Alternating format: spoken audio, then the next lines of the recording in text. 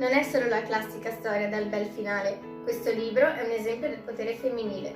Questo libro parla di una ragazza che veniva maltrattata dal suo compagno e che deciderà di scappare e di ricominciare la sua vita da capo. Scoprirà di essere incinta, un altro uomo le stravolgerà la vita, di nuovo, ma questa volta in positivo. Ci saranno molti imprevisti durante il suo percorso, ma anche moltissimi segni del destino. Ma lei non si dà per vinta, raggruppa tutte le sue forze e riuscirà ad ottenere finalmente la vita che ha sempre sognato e a crearsi una famiglia tutta sua, non perfetta ma meglio di niente. Perché ho letto questo libro? Mia mamma me l'ha consigliato per l'estate e mi disse che questo libro mi sarebbe piaciuto sicuramente e in effetti aveva ragione.